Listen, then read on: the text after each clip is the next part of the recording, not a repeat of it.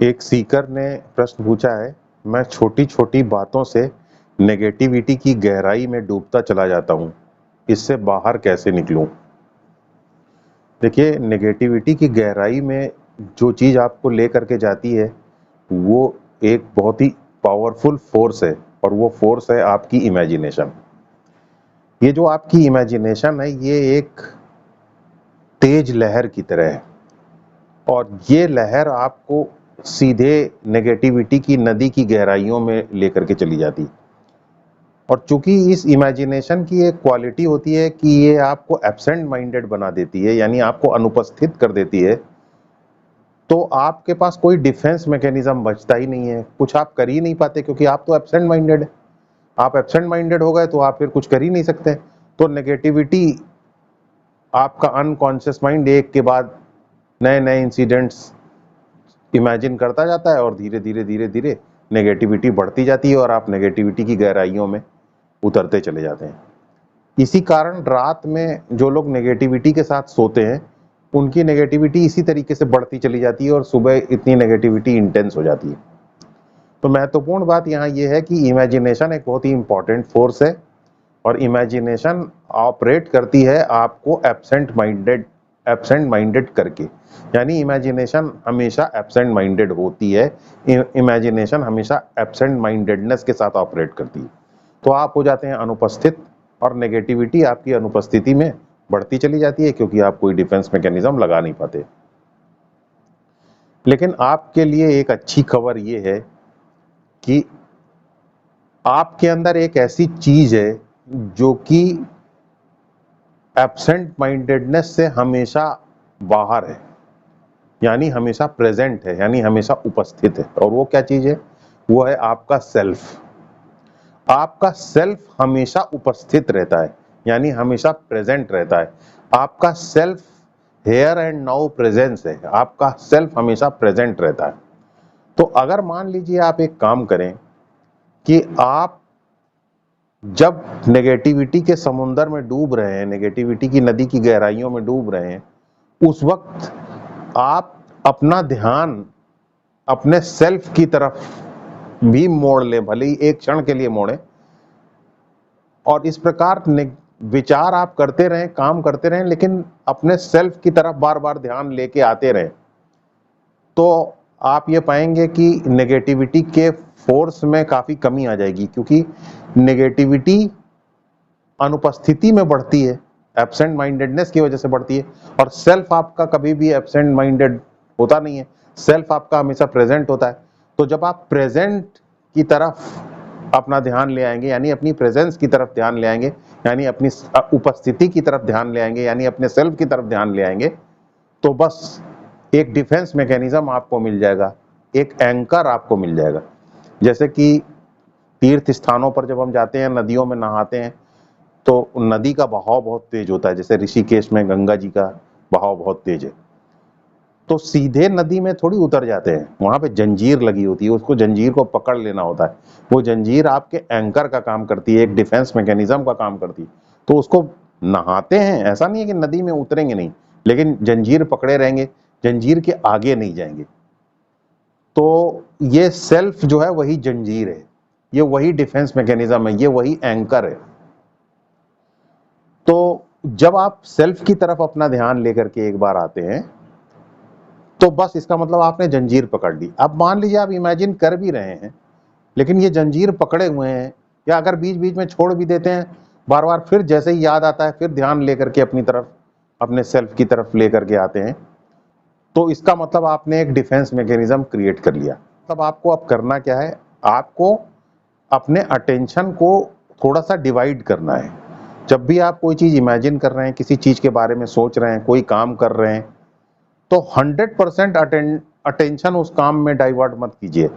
आपको थोड़ा ध्यान अपने सेल्फ की तरफ मूव करने के लिए भी होना चाहिए। यानी आप काम करते रहिए, खूब ध्यान से आप काम कीजिए, लेकिन बीच बीच में आपको क्या काम करना है? जितना याद आता रहे, जब भी जैसे ही आपको याद आता रहे, तुरंत अपने सेल्फ को भी की तरफ भी अपना ध्यान ले आइए। तो इससे क्या होगा कि आप अपनी उपस्थिति की तरफ जब ध्यान लेकर के आएंगे, तो आपकी जो उपस्थिति है वो प्रोमिनेंट जैसे ही होगी, तो आपकी अनुपस्थिति के ऊपर वो हावी हो जाएगी, तो आपकी इमेजिनेशन आपको नेगेटिविटी की उस तरीके से नेगेटिविटी की नदियों की गहराइयों में नहीं ले जा पाएगी, और आप पाएंगे कि नेगेटिविटी के ऊपर आप एक सब्सटेंशियल कंट्रोल कर लेते हैं। जैसे मछली होती है नदी के अंदर, तो मछली नदी के अंदर डूबी हुई होती है और नदी के अंदर डूब के अपना सारा काम करती है, लेकिन बीच बीच में वो ऊपर सतह पर आकर के ऑक्सीजन लेती है, सांस लेती है और फिर से अंदर चली जाती है। बस आपको ऐसे ही करना है। आपको अपने सेल्फ की तरफ, जैसे मछली सरफेस पर नदी के आके ऑक्सीजन ले लेती है, सांस ले लेती है, वैसे ही आपको अपने काम में डूबे हुए रहना है। इमेजिनेशन में अगर आप डूबे हुए हैं तो डूबे रहिए, लेकिन बस आपको बीच में सांस ले लेना है। सांस कैसे लेना है? मतलब अपने सेल्फ की तरफ, यानी अपनी प्रेजेंस की तरफ, यानी अपनी उपस्थिति की तरफ आपको ध्यान लेकर के अपना आ जाना है। तो बस इस तरीके से जैसे ही आप ध्यान लेके आएंगे तो तुरंत आप पाएंगे कि आप रिजुविनेट हो गए, आपकी उपस्थिति मजबूत हो गई और आपकी अनुपस्थिति कमजोर हो गई। अक्सर ये बात हम लोगों ने सुनी है कि प्रेजेंट मोमेंट में रहना चाहिए, प्रेजेंट मोमेंट, लेकिन प्रेजेंट मोमेंट में रहेंगे कैसे? प्रेजेंट मोमेंट में रहने की कोशिश मत कीजिए, आप सिर्फ अपने सेल्फ की तरफ ध्यान लेके आइए। आपका सेल्फ ऑलरेडी प्रेजेंट है, बस आप सेल्फ की तरफ ध्यान लेकर के अगर आ जाते हैं तो ऐसा करना खुद ही प्रेजेंट मोमेंट में रहना है। सेल्फ की तरफ ध्यान लेकर के आना, काम करने के बीच में सेल्फ की तरफ अपने ध्यान लेकर के आना, ये वैसा ही है जैसे कि प्रेजेंट मोमेंट में रहना, दोनों एक ही बात है। तो इस प्रकार जब आप धीरे धीरे अपने सेल्फ की तरफ ध्यान लेकर के आते हैं तो इसको कह सकते हैं हम कि आपने अपना अटेंशन डिवाइड कर लिया। अब अगर आप दर्शक हैं या आप दृश्य हैं, दोनों ही परिस्थिति में आप वैसा रह सकते हैं। चाहे दर्शक बनना चाहें तो दर्शक बने, दृश्य बनना चाहते हैं दृश्य बने, बस आपको बीच बीच में अपने सेल्फ को की तरफ ध्यान लेकर के आते रहना है। तो अगर आप ऐसा करते हैं तो इसका मतलब आपके अंदर डिवाइडेड अटेंशन की क्वालिटी आपके अंदर आ गई। याद रखिए, इससे एक एब्सेंट माइंडेडनेस के अगेंस्ट एक स्ट्रगल भी शुरू होती है, और जब तक आप स्ट्रगल नहीं करेंगे तब तक आपके अंदर जो परमानेंट ट्रेट्स हैं, परमानेंट क्वालिटीज हैं, उनका विकास नहीं होगा। तो स्ट्रगल बहुत जरूरी है। स्ट्रगल की चिंगारी से ही आपके अंदर अवेयरनेस आती है, अवेयरनेस का विकास होता है। और जैसे जैसे आप अपनी प्रेजेंस को पकड़ पाए, यानी आपका ध्यान अपने सेल्फ की तरफ बार बार आ पा रहा है, उसकी फ्रीक्वेंसी धीरे धीरे बढ़ रही है, ज्यादा बार आप ध्यान ले आ पा रहे हैं, और धीरे धीरे ज्यादा बार ध्यान ले आने के साथ साथ ज्यादा देर तक भी ध्यान रख पाएंगे।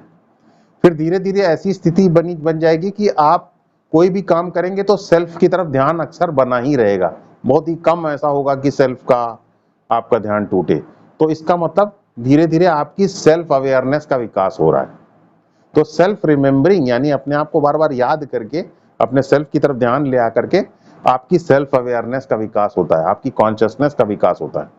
और जब आपकी इस तरीके से कॉन्शियसनेस का विकास होने लग जाता है, यानी आप ज्यादा समय तक अपनी उपस्थिति के ऊपर ध्यान दे पाते हैं और ज्यादा बार अपनी उपस्थिति की तरफ आ पाते हैं, ज्यादा देर तक अपनी उपस्थिति के ऊपर ध्यान दे पाते हैं, तो ऐसा करने से आपके अस्तित्व का स्तर, यानी आपके लेवल ऑफ बीइंग का भी विकास होता है।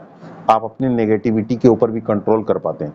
जब नेगेटिविटी के ऊपर कंट्रोल कर पाते हैं तो आपका साहस बढ़ता है, और जब आपका साहस बढ़ता है तो आप दूसरे लोगों से अच्छी तरीके से मुकाबला कर पाते हैं और दूसरे लोगों को क्षमा भी कर पाते हैं, क्योंकि आप ज्यादा ऊंचाई से उनसे बात कर पाते हैं। तो दोनों तरीके से ये नेगेटिविटी के ऊपर चोट पहुंचाता है। पहली बात तो आपको नेगेटिविटी की नदी में उतरने से रोकता है, एब्सेंट माइंडेडनेस के द्वारा जो नेगेटिविटी की नदी में चले जाते थे उससे रोकता है, और दूसरी बात आपके अस्तित्व के स्तर को चूंकि ऊंचा कर देता है तो आपको नेगेटिव होने की जरूरत को भी खत्म कर देता है। तो इस प्रकार आप इस डिवाइडेड अटेंशन की टेक्निक की प्रैक्टिस करें और आप नेगेटिविटी के ऊपर काफी कंट्रोल कर पाएंगे।